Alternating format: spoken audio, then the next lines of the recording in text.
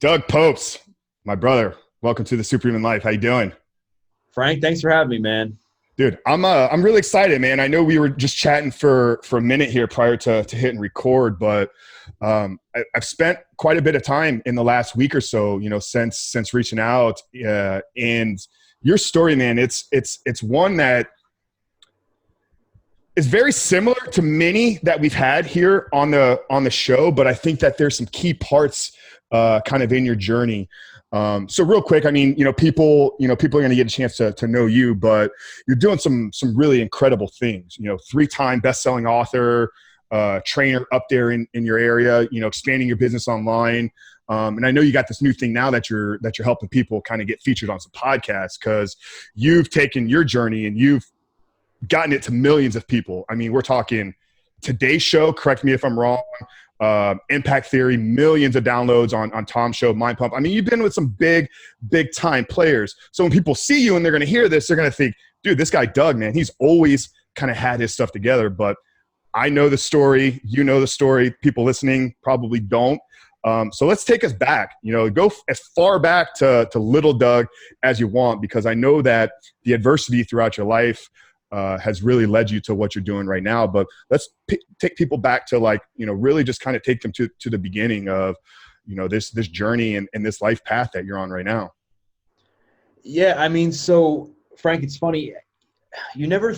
So many people, when they're going through adversity, when they're going through tough times, they never think where it'll take them to. They don't know that the blessings that come out of the storms, right? They don't know.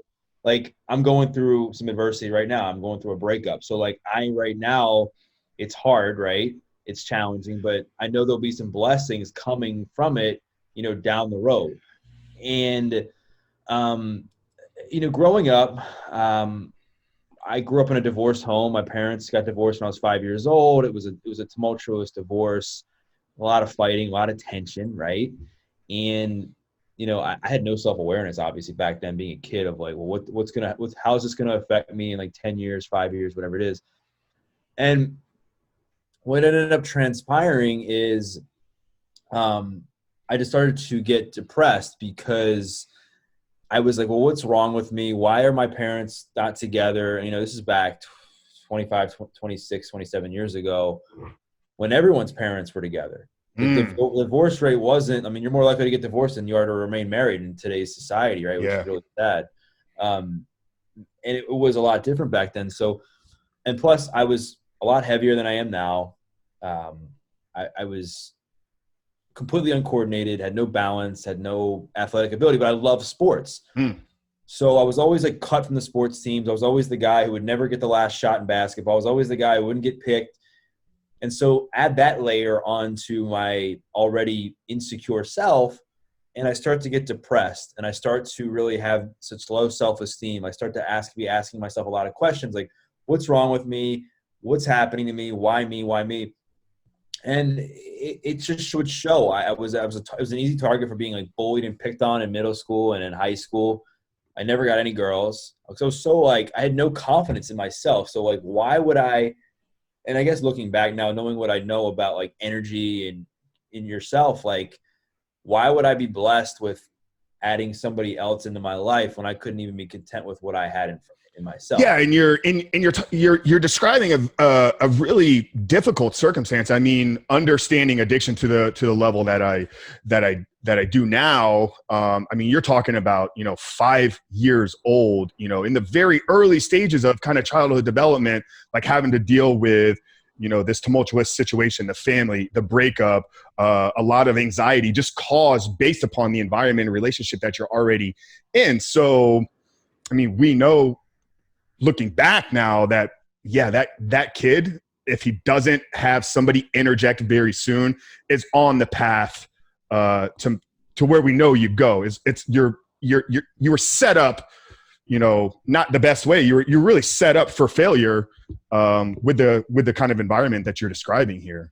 Yeah, and I was, and it was very tough. And I look back at the addiction and where it started. And it honestly started with me trying to fill a void, me trying to feel comfortable in my own skin with who I was. Because frankly, no pun intended, I was so just upset with like, and I was asking a lot of questions and I was being a victim.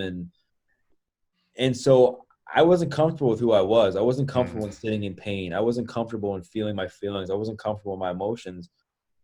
And so when I got offered that first hit off a marijuana pipe and I'm 14 years old, I felt this monkey come off my back. I felt this peace inside of me, right?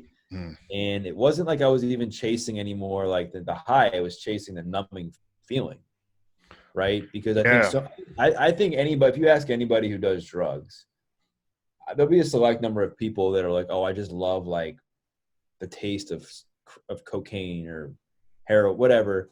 But there's many people, I would say the majority, are just numbing pain or seeking to get something, to feel something outside of themselves because they're not comfortable with them as they are.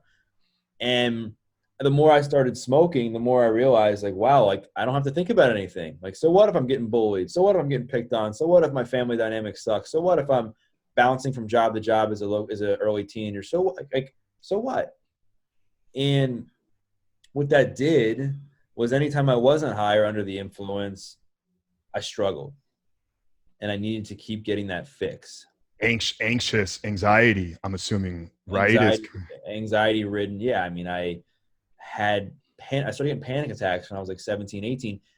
And nobody knew what panic attacks were back then. I remember like my friends and I, we were like, my first panic attack I got was I was riding around with some friends and I was high on coke. I was smoking cigarettes. I got like this heavy set kid and my heart starts racing. And I'm like, what the heck's going on? My face was numb. I was like really like disoriented. And I thought I was dying. I was like, well, I could be dying right now because I mean, I am like about as unhealthy as you can get being a teenager.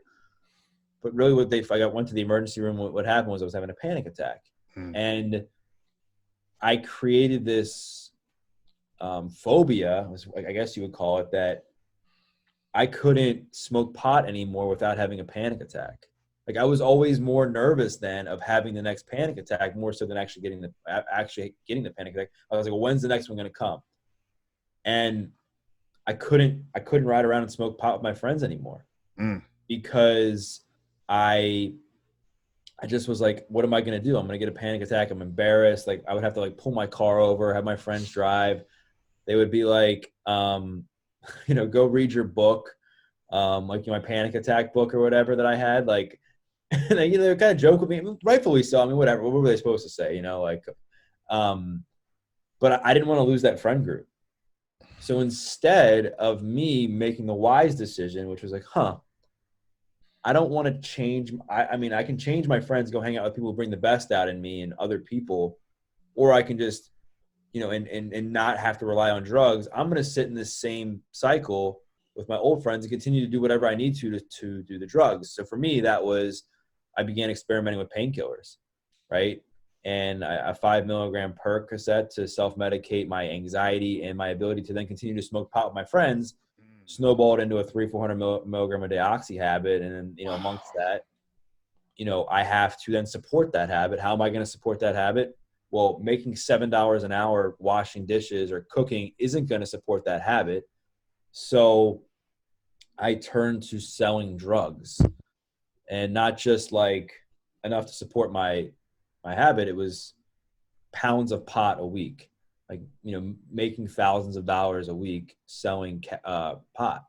At 17, 18 years old. At 17, 18, yeah, 19 years old. And I was living the good life. I was the guy who always had a bunch of money on me. I was rolling into strip clubs. I had all this cash.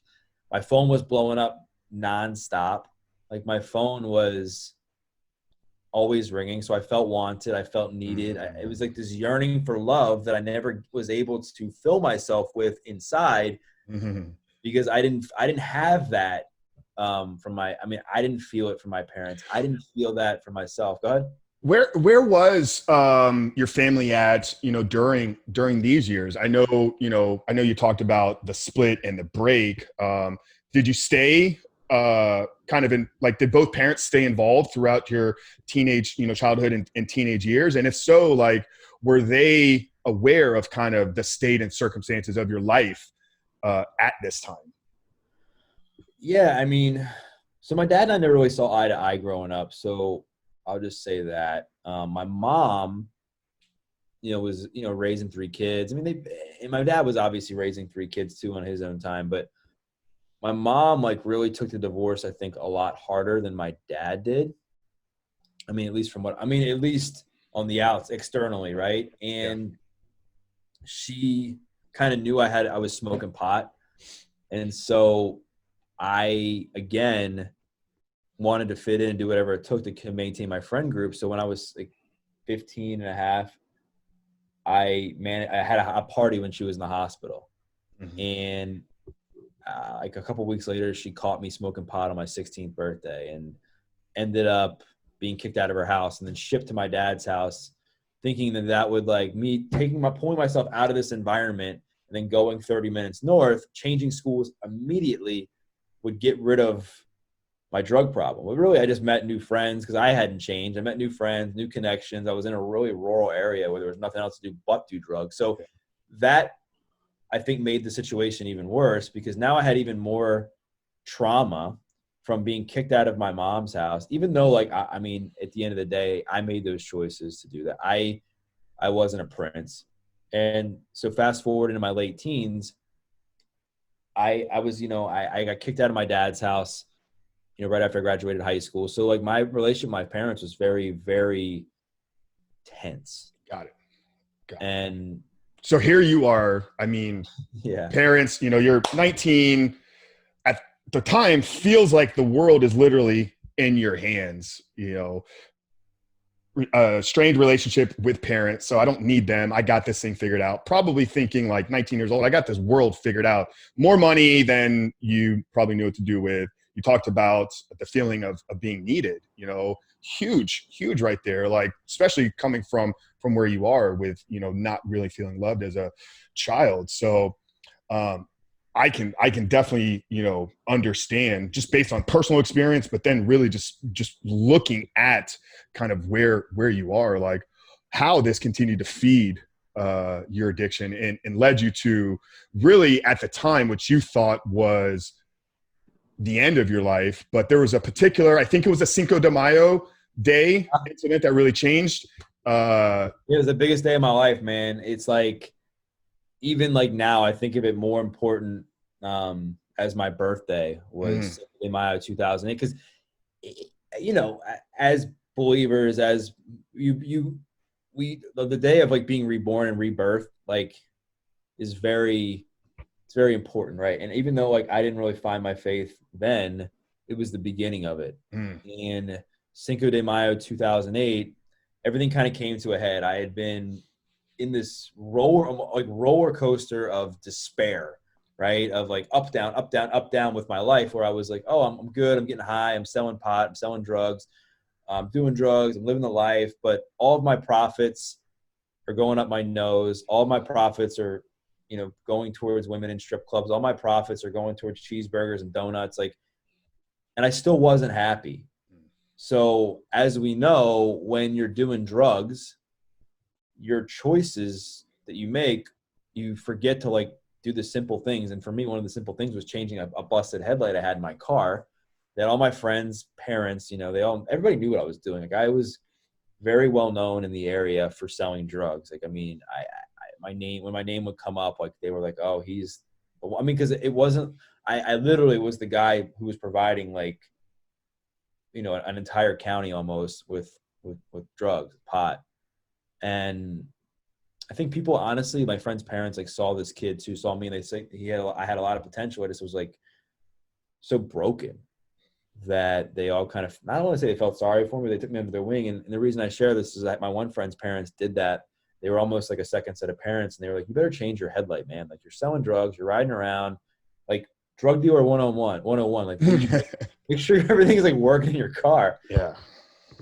But to me, fixing a headlight had nothing to do with me getting or selling drugs, so it wasn't important to me. And I didn't. So Cinco de Mayo, I'm riding around with two of my friends to go pick up some Oxycontin. Of course, I mean, I'm like oblivious to the fact that Cinco de Mayo is like one of the biggest drinking days of the year. And this cop is running radar and flashes is running radar. So I decided to flash my high beams at him to think that would help shield him pulling me over and be like, oh, if I flash my high beams, he'll see that I have my lights on.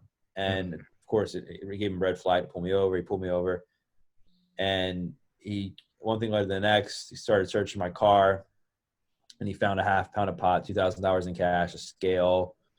I got arrested and charged with a felony drug charge, intent to distribute marijuana then. And I remember my heart was in the pit of my stomach. I was like very nauseous, thought my life was over. Any dream I could have had was gone. I was just like, what has my life amounted to? And it was in that moment where my biggest setback became my biggest blessing.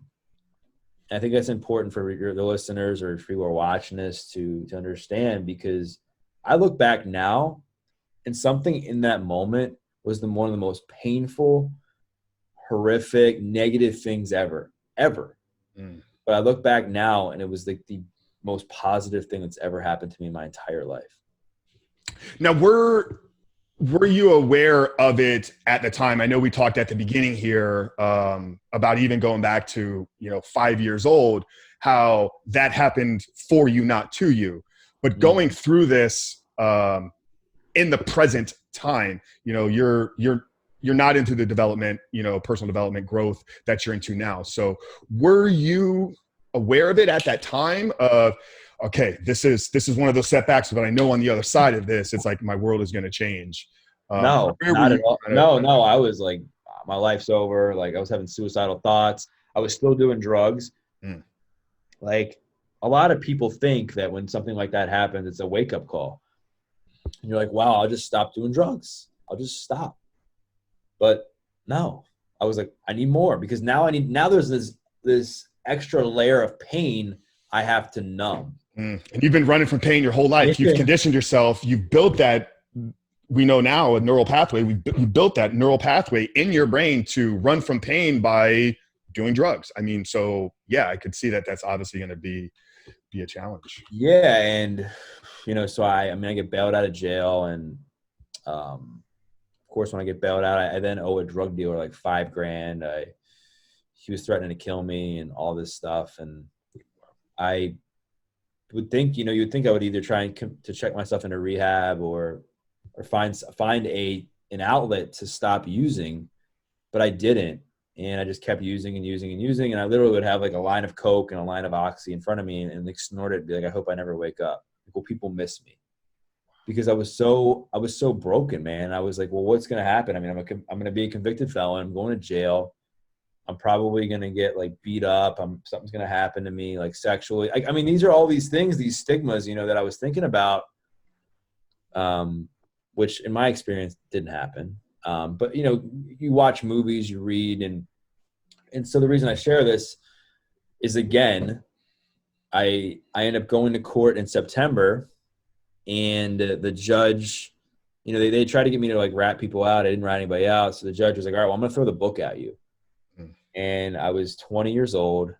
And he said, I'm sentencing you to 5 years, everything suspended but 90 days, 5 years probation, 200 hours community service, all kinds of fines and drug classes. But he's like, if you complete everything without messing up, I'll take the felony conviction off your record.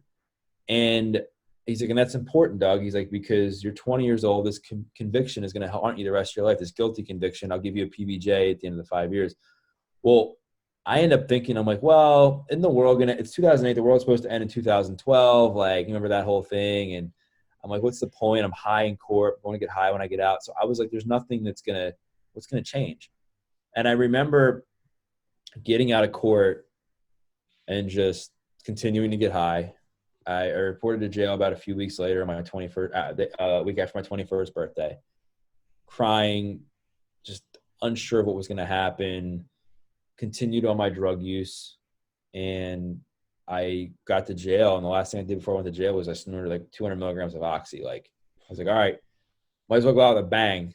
And got to jail, detox cold turkey for like 3 weeks, which is, oh, that's brutal. Oh God, it's horrible. It's terrible. And my cellmate, who was like a more jacked version of Brad Pitt from Fight Club, was like, dude, you're going to start working out with me. And I was like, dude, there's no way. Like, I mean, he was a guy who was doing like thousands of push-ups, like hundreds of push-ups, running, most fit guy I've ever seen till this day. And I've been around a lot of fit people. And he was like, you're gonna start working out with me. I was like, are you kidding me? I could have been a model for Pillsbury at the time. Like I was just doughy. I was like 40% body fat. I was like, I had like a hunchback, like Quasimodo. Like I just was like not the typical person you would think that would be like a guy who would be working out. And I remember one night after him just like beating it into me how important it was to take care of myself and tell me to quit being a victim and to own my choices and take responsibility for myself, that I decided to give exercise a try. And I remember getting down to a push-up, couldn't do a push-up, could hardly walk. And with his motivation and encouragement, training me in there every day, I was able to do a set of 10 push-ups, run a mile, and things changed, man. Like I had this like spiritual awakening when I was in there that I was like, wow, I'm going to beat addiction. Like I can do this. As long as I keep working out, as long as I keep investing in myself, as long as I practice enough self-awareness to know that, what I'm putting into my body and how I'm taking care of it will transfer and translate into everything else in my life, I'm good. Mm-hmm. But I honestly didn't think I would be where I am today just because of a simple set of push-ups. But it was just the consistency of just doing the work every single day. Well, I think it shows the power of, compounding over time and the power of, sticking to something even when you ultimately don't feel like it. I mean, here we are, that's 2008. So we're going back, 12 years, a little over a decade. And I love Tony Robbins' quote. He says people always overestimate what they can accomplish in a year and underestimate what they can accomplish in a decade. So when we're looking at our lives, we always have these massive dreams, massive goals, things we want to accomplish. And we're saying, I'm going to do this in a year, knowing that the goals that we're setting are so unrealistic to be attainable over the course of a year. But very few people actually will set a long-term goal, a real detailed vision of what you can do. Everybody listening to this right now, literally, we're sitting here as we're recording this. It's the end of June 2020. Go back to the end of June 2010 and just pause the conversation right now and literally just think about all the things that are different, that have grown, who you are, how much you've grown, how much your business has grown, how much your family has changed. I mean, literally, like you can be an entirely different person. It doesn't take a decade. You can do it over the course of a handful of years. But yeah, I think that's truly powerful. It's the power of the consistency and letting your efforts compound over time. Yeah. And that's what it was for me. And it was like, all right, I asked my cellmate, like, how I was ever going to repay him. He's like, just don't mess up and pay it forward. He gave me a workout plan that I still have framed in my place, so I never forget where I came from. And then it was like, all right, like what's next? I can use fitness to beat addiction. Like I can run a mile. What's next? I'm going to run 2 miles. What's next? I'm going to do 10 push-ups. What's next? 20 push-ups, 30 push-ups. And it's just these small goals over time that added up into something bigger. And it got to the point where I got myself into some good shape. I lost 50 pounds and I decided to get certified as a trainer to help other people use fitness to change their lives. And again, talk about like unexpected blessings. Like I was a guy that hated fitness. I was embarrassed to even get down on my knees and try to do a push-up because I couldn't. And here I am now, like pursuing a career to be a personal trainer. So was this after full five years? So no, I ended up only doing 90 days. They suspended everything but 90 days in jail. Okay. So, but I was backing up 5 years, meaning if I violated my probation in any way, you were gone back. Yeah, gone. Right. So, when I ended up getting out, I stayed on the workout plan that he gave me. Like I said, lost 50 pounds, and then really just wanted to pass the torch and inspire other people to use fitness to change their lives, just how I had done the same with my own life. Is that because of the impact that your cellmate had on you? Like you're like, here's somebody that did it to me, so now I got to turn around and do it for others. Yeah, I mean, it was more paying it forward, and it was also like I loved fitness. Yeah, and I just was like, I just felt like a yearning and calling to do it. Like I was like, well, if I can do it, then I can help other people. If me, like the furthest thing away from fit could change, then I could get anybody to change through fitness. Mm. And I went through everything, had to beg for my job as a trainer at a local health club because I had that felony conviction off my record, because I hadn't completed my probation yet. I hadn't completed the 5 years, Yeah. you know, that I had to really still go through all of that. And it was tough because, you know, they ask you, like, have you ever been convicted of a felony? I'm like, oh, well, yes. But honesty is always the best policy, right? So I was honest with my boss. Yeah. So listen, like, fitness saved my life. I'm like, you want me to tell you my story? And I told her my story, and they were like blown away. But I went through like several different interview processes. I went through one with, you know, obviously the management team, HR. They had to see all my court documents, my probation stuff. They decided to give me a shot, and I ran with it. I was like, I'm never going to let you guys down. And that's just kind of what happened. I built a really successful personal training career. I ended up being like I had the most successful year as a trainer in the history of the company, my first year as a trainer. Now, were you, because of your story, because of your past and really who you are and what you've been through, when you got into fitness, did you go at it with, I'm going to help people that are struggling with what I struggled with? Like, were you saying, I know that there's people, you know, here in this community that are coming to this gym that are struggling with addiction. Maybe they're not at the level of where you were at, you know, on the brink of, you know, needing to go through recovery or actually doing hard time or because I think addiction, you know, my definition of addiction is any repeated behavior done over and over that does not serve you. So that could literally, it doesn't have to be substance. It doesn't have to be pornography. It can be a multitude of things. And I think, or at least in my opinion, what's not talked about enough is the role that fitness plays in addiction recovery. Yeah. That's like my thing. That talk about it, but I think it's number one. I think if you don't have strong fitness, and we can give fitness different definitions and terminology based upon everybody's own individual goals, but I think without a healthy fitness life, ultimately the road to recovery, it's never going to be completely free because you're always going to be shackled to something. So when you got into fitness, was it to help people struggling with addiction, or was it really just anybody? It was really just anybody, man. And then I just saw, I first wanted to see, like, all right, is my methods, is my mindset coaching, is the way that I motivate people, does it work, first of all? Is me really being able to dig deep on beneath the surface level with people really help people change? And it did. And then, like, I just felt like this deeper yearning. I mean, I was never a Christian at all until probably five and a half years ago, because I grew up old school Greek Orthodox. I believed all my whole knowledge was, if I'm good, I go to heaven. If I'm bad, I go to hell. And I was like, I'm on the highway to hell. And I'm like, if God is real, why am I being abused? Why am I being bullied? Why am I ugly? Why am I addicted to drugs? Why me, like being the victim, right? And it wasn't until I like had it all together, I was fit. I was like, you know, making good money as a trainer. I was like getting ready to like potentially model for Abercrombie and Fitch. That like, I'm like, why am I not happy? Like, what's broken inside of me?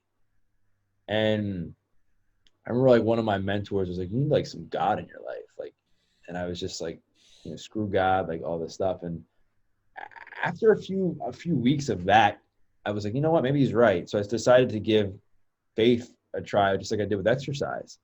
And I got down on my knees again, but this time I was giving my life as a Christian. And I cried, I bawled, man. I remember I was in this non-denominational church, but I still go to, that's right by my house. Bawled my eyes out. And for the first time, I called my mom and authentically apologized for the mistakes I made. I started to really feel that things happened for me and not to me. And like, I might not have been proud of all the decisions I made. I mean, I'm still not, but God was, because he used them for a greater intention, for a greater purpose, to become, you know, a better version of myself so I could be a servant to other people. And then that also led me into digging deeper into what my true calling was. And I felt like, all right, now I've helped people with fitness. Now, like, all right, what's my lessons I've learned? All right, well, God used me, or used Eric, my cellmate, to help me use fitness to change my life because I was struggling with addiction. I'm going to help other people. So that became my next mission, was like, all right, now what's next? Now I'm going to help other people with addiction use fitness to beat it. And that to me is, I swear to you, like if anybody ever asks me what's missing in the addiction treatment recovery community, other than like scientific evidence on like where people are at in the addiction spectrum, it's fitness, it's nutrition, it's mindset. Because you can take away the drugs and the alcohol all you want, but until you rebuild the foundation with healthier coping mechanisms, everything's going to keep coming back, right? Because stress still comes my way. Like I said, I'm going through a breakup right now, like, and COVID and everything else. But because I have healthy coping mechanisms in my life is why I'm not doing anything stupid, right? I just shared a video literally like an hour before we jumped on here, talking about controlling your temptations. Obviously, the majority of the content that I share is related to porn addiction, but I think it's ultimately any addiction. If you're out there and you're triggered, something is happening. Right. We have to understand that internally, from a biology standpoint, what is happening is our body is shifting into a sympathetic state, literally a fight or flight response. This is fear-based. And the coping mechanisms that you're talking about would be to shift you from fight or flight or sympathetic tone into a parasympathetic or rest and digest, a place of being present. And it's in this place of presence where you can make intelligent decisions, and you're not gonna fall to your defaulted habits, which are gonna recur through that fight or flight response. So in dealing with addiction, you get that pull or that trigger, to take a hit, snort a line, watch some porn, whatever it is. You get that trigger, understanding that this is simply just a biology response that's driving you to an anxious state, and you can control that. There's a multitude of ways, and we're not going to get into all that. Go check out Instagram and view the video. It's a simple breathing exercise that you can do. But yeah, I agree 100%, which is why I'm doing the majority of the work that I'm doing now. And I'm super excited. We're actually putting a company together that's really going to jump deep into the fitness side of addiction recovery. So that's something I'm really, really excited about. Yeah, I mean, I think you're right. And I think people, they have to have these positive things to lean into, right? Because there's going to be, like, life's going to smack you in the face sometimes, man. It's going to be unfortunate, and you're not going to know how to respond to it. And most of the time, if we don't have that tool belt, if we don't have that arsenal of, like, a strong foundation of, like, for me, like, people to lean on, or podcasts, or, my dog. I mean, I say dog, I mean like my animal dog. Fitness, meditation, journal. Like, without that, then it's like you're like looking at what's in front of you. Oh, Yeah. like this, that, and the other, right? So if you're going through a breakup, it's like, oh, like I can get on this dating app, or I can go watch porn, or I can do this or that, or I'm going to turn to drugs, or whatever's flowing at you in that moment that's easily accessible, instead of being like, okay, like, get grounded in the moment. I know that this too will pass. Literally, it will. What can I include in my life that 3 months from now, I'm going to be like, wow, I'm so thankful that I turned to these things and I didn't develop another addiction, or I didn't get myself into something I didn't want to be in. And I think more people need to, like, lean into that. Right. Absolutely. And I think you're right. Fitness and nutrition, breath work, being able to transition energy systems to get into the here and now. Because if not, you're going to be in constant fight or flight. You're going to be in constant worry. I mean, look at right now. We're in the middle of a pandemic. There's all these other 16 states are shutting down again. There's the deaths are back up on the rise. I mean, if I had to guess, there will be more quarantines coming in the next month or two. Like, there's a lot of unknowns. What are you going to do to prepare yourself for that? Are you going to, like, sit there and worry and watch the news all day and, watch the graphs of how many COVID deaths there are and the shutdowns? Or are you going to really, like, pedal to the metal and investing in yourself and being like, how am I going to prepare for this the way a world-class athlete would prepare for like a major event, right? You think about, I mean, that's why I love sports, because you think about all the preparation, all the way, the mindset, the way they are just so dialed in to their pregame, the prep work, so they can perform. And I don't know if you watched The Last Dance with Michael Jordan, but the documentary on I ESPN. haven't seen it yet. Yeah, No. yeah. It I was only wild. have Netflix as like my ability to watch TV. Like we don't have regular cable or ESPN or any of that. So I think it's coming out on Netflix at the end of July. I'm not too sure, but it is one that I'm like, damn, I wish I had TV because I really want to watch it. But I'm not going to go get TV just to watch a Michael Jordan documentary. Yeah, I mean, I think, but just watching the preparation and his work, his hard work that went into everything, and like just the amount of chances that he would take, and the time he would put in. But I remember they were talking about, like, do you have like, he was asking like, you're too hard on yourself, you're too hard on your players, and he's like, well, I guess you've never won at anything. And he said that, and I think about that with life. Like, life's a game, man. Like, whether you want to think about it or not. I mean, I'm not saying you have to play games in life, but life is a game, right? You're either winning or losing. And I'm not saying like you have to, like, making money and doing all these things is what dictates winning. No, like you'll either lose yourself, or you'll win by getting better based on what life throws at you and how you respond. So if you're not like training like an athlete, or you're not being consistent or working hard, and like, then you're going to lose. You'll lose yourself. You'll lose whatever situation comes at you. It'll shrink you even further. And that's what I think happens a lot with addiction, is that people, they don't know how to manage. People have lost the ability to healthily cope with their emotions, healthily cope with stress, healthily cope with, and addiction can be anything. I mean, you can be addicted to drugs, sex, drama, You could anger, be addicted to fitness. fitness. Yeah, fitness. I spent a decade in an industry where this is very, very prevalent. Working in and being a part of the bodybuilding and real fitness. Air quotes here, the real fitness. I don't want to say that's definitely not the real fitness community, but I'm saying the bodybuilding and kind of fitness model type of industry. Like, that is an industry where people are struggling. Going back to the definition, an addiction is any repeated behavior done over and over that does not serve you.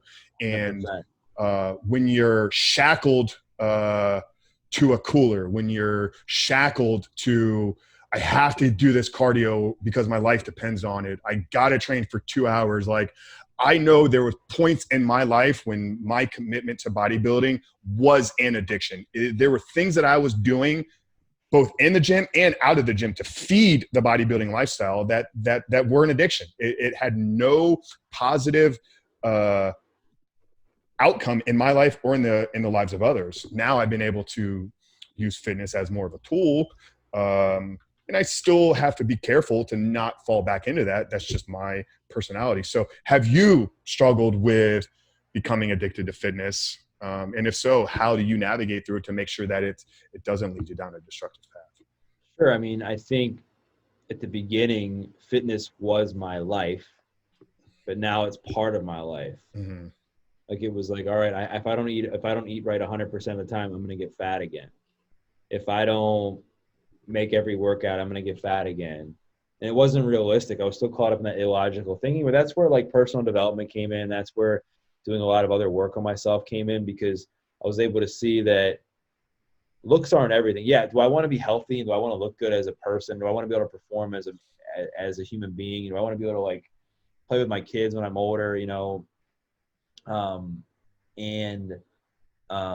yes. Do I want, if like a lion's chasing me, do I want to be able to try to outrun it? I mean, yes.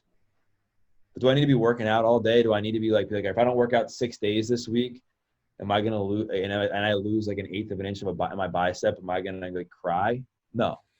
Like, do I eat pizza now? I do. Do I eat pot? Yeah. I mean, I probably eat well. I would say I aim like 80 to 85% of the time, just because mentally, and like, I mean, just, it's like the numbers are out there regardless, not even just for the way you look, but like for you to like be like optimal in the way you perform, like on a day-to-day basis, like you got to eat well and managing your energy levels and sleep. And so I've just really been using that as a means to fuel myself properly. And I think I was actually competing in a men's physique competition like years ago. And this was like really like when I became a Christian, was I thought that was like what health was. I was like, oh, I'm going to get on stage and I'm going to flex my abs, I'm going to flex my biceps, and people will be proud of me and pat me on the back. But I remember like one of my like closest friends was like, Doug, like, why do people train with you? Is it because of your body? And I'm like, no. He's like, why do people train with you? I'm like, because of my story. He's like, and how does this align with your story other than it being like very vain? And not to say that anybody who does this is vain. I'm just saying for me, it was vain because he knew what I was doing it for. I was doing it for like a pat on the back. And it just changed the way I viewed fit. He's like, do you want to like spend the rest of your life like traveling with chicken breasts and broccoli on an airplane, or telling your future wife you can't go out to dinner because it doesn't fit your macros? I was just like, no. Like, I want to be able to live, man. Like, because it's like, I'm not going to take my abs to the grave with me. I'm not going to take my, aesthetics to the grave with me. I'm taking my heart. And so that's kind of how I live it now. And I was never a guy who would work out for hours and hours and hours a day anyway. I just was always the one who was like OCD about making sure I was consistent with everything, because I knew what happened when I wasn't. That's the other thing that people don't think about. Like, when I wasn't consistent with anything, everything else fell apart in my life. And I think I think you had an experience that shows the power of your daily habits, because I spent 24 hours in jail, so I'm not speaking like somebody that understands what it means to be incarcerated. But I can only imagine that when you're in a small little cell with nothing going on outside of the walls that you're living in, the biggest thing that you could focus on is what are you doing with your hours of the day? And then as you experience over the course of 90 days, a transformation that you had by small daily actions. So literally think the blessing in that time was you learning the power of daily disciplines and consistency over time. And I think that's probably why it's such a massive part of your life now. I mean, yeah, because again, it's like every day you want to be doing things that are fueling you to become a better person, and showing self-love and investing in that one body we get. Like, we only get one body. And even now, like the big thing with COVID now is everyone's stressed out about the immune system and stressed out about getting sick. Like, stress levels, like, there's no better way to naturally decrease your stress levels and increase your immunity than to work out, take care of your body. Like, no pill is going to do that for you. No, like, magic trick with reading a book or anything. It's like, you got to do the work.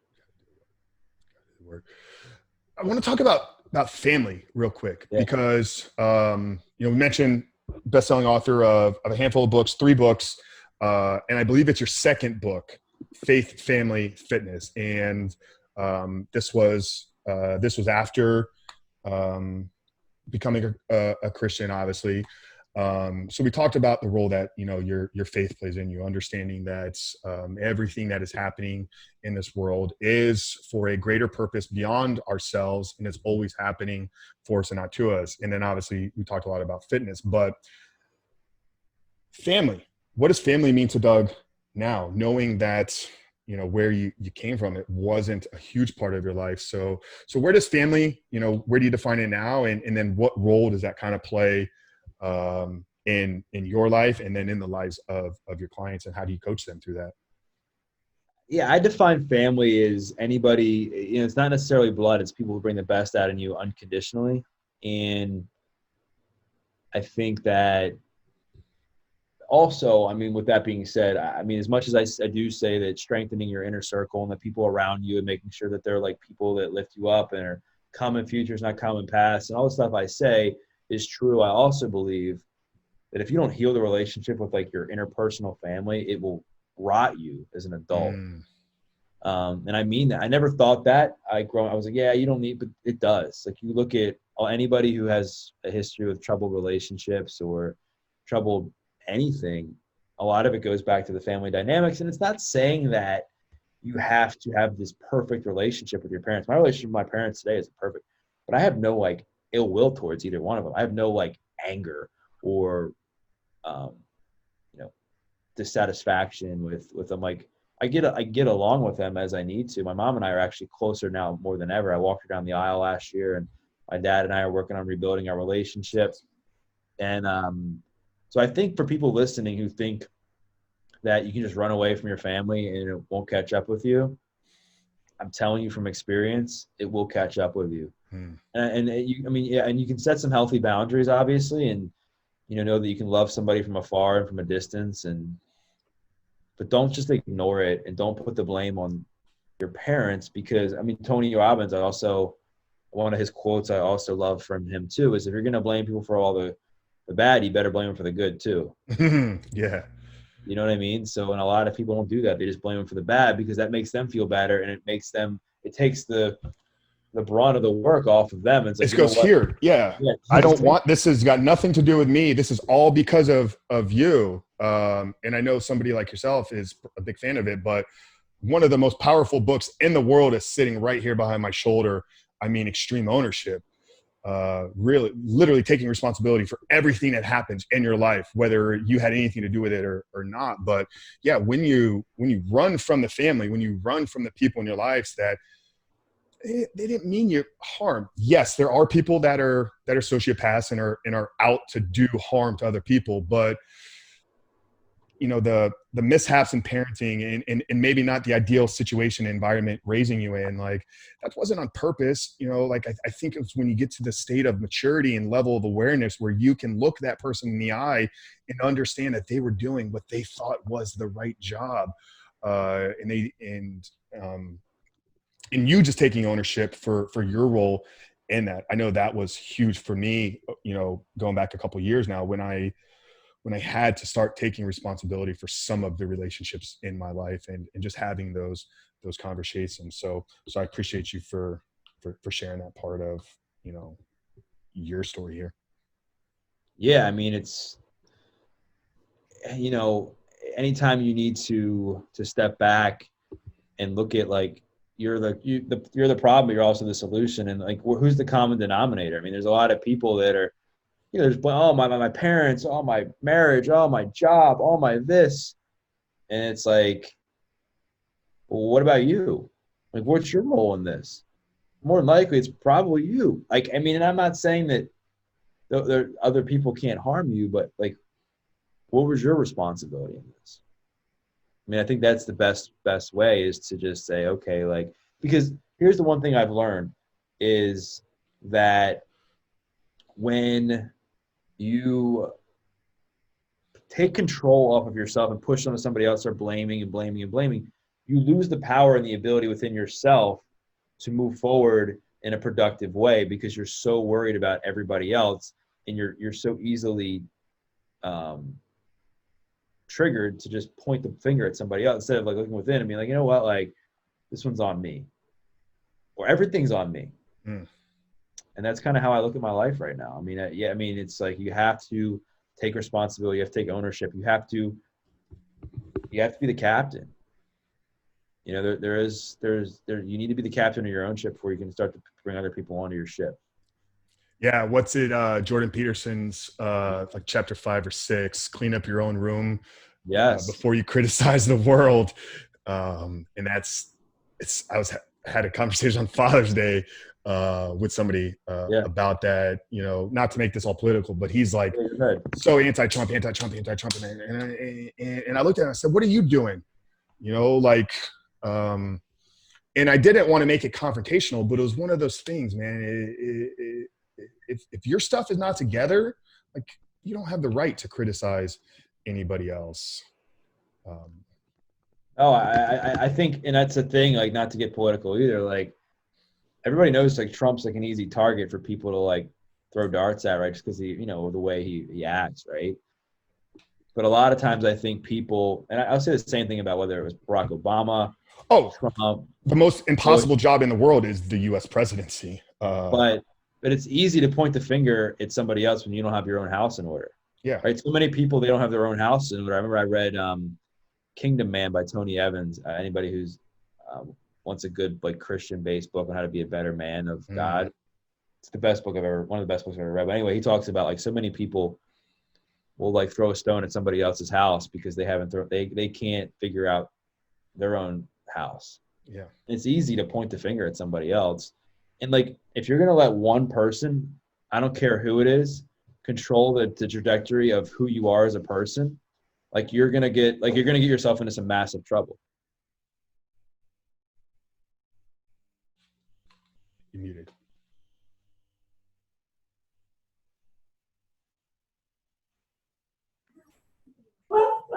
Go ahead. Sorry, my roommate just walked in and like my dog went off. But go ahead. It's all good. So Chris, we'll just have to edit this out. So you were finishing up a statement there. Let's just pick up right there. Just The statement I said, Tony Evans says, that if you're going to throw a stone at somebody else's house, you better have your house in order. I said, and if you can't let one person bring you down, you can't let the ability of one person affect who you are as a person and tear you down so much so that you allow it to ruin your life. Exactly. Yeah. No, you have to be the one in control of your thoughts, feelings, emotions, actions, et cetera, et cetera. So I want to wrap this up, here just for the sake of honoring your time here. One thing I definitely wanted to just ask you about is you have this. We talked about your 3 books. We talked faith, family, and fitness, and the role that family there is. Your latest book, though, is one that I'm super excited to, because I just came across it this last week, so I haven't jumped into it yet. But I'm really excited to read it. It's The Heart of Recovery, and I think in this book, it's kind of an interview-based book where you spoke with addicts of all different walks of life, experiences, journeys, and it's kind of a collection of their stories. What inspired you to write that book? And what is something that you learned about recovery that you weren't planning on from hearing other people's stories? Well, I think the one thing I learned about myself was anytime I've written a book, it has been a reflection of where I was at in my journey. Right. And so like when I got the felony off my record, I was like, I'm going to write my first book from felony to fitness to free. When I became a Christian, I was going to write a book on my Christianity and how faith has impacted my life. So I wrote Faith, Family, Fitness. And then The Heart of Recovery was inspired from when I hit a decade of my recovery from addiction. And I was like, all right, I've been able to do this. Now, how can I inspire other people to get in and stay into recovery in whatever way works for them? So that's where that came about. And I interviewed 50 of the most inspiring people from all walks of life who are in recovery on how they've done it, like what their tactics were, what their workout routines looked like, who they hung out with, what their spirituality looked like, what was their self-awareness, like what was the one moment they knew they needed to change. And then I was all different people from celebrities to actors to people in the sports industry to influencers on how they really were able to overcome and get into recovery in whatever way worked for them. Awesome. Yeah, guys, I'm going to link up down below in the show notes. I'm going to link up all 3 of Doug's books. His first one, which he talked about, from felony to fitness to free. Second one, the Faith, Family, Fitness. And the one that I'm probably most excited about is this Heart of Recovery. So guys, I'll link all that stuff down there below. Doug, one thing I always wrap up every single show with, it's the same question, but we shared your faith, your belief system here, fellow Christian brother. I appreciate you for all that you're doing. But I created this podcast I shared with you before getting on. It ultimately was a collection of a few things. I'm a self-described podcast connoisseur. So going back to like 2015 when I first kind of stumbled across this form of audio content, I literally just became not addicted, because I think that it served me, but podcasting has been a part of my life from a consumer standpoint. So I always knew that there was a show living inside of me, and it ultimately took me going through my story and my journey, just like you have. I'm using my life's journey to ultimately, build a business and impact other people's lives. But for me, the superhuman life it's defined as understanding that we are living for a purpose beyond who we are. We have to have that belief system first. And then ultimately taking control of our one physical. Like, we were given this one vessel to experience this life in.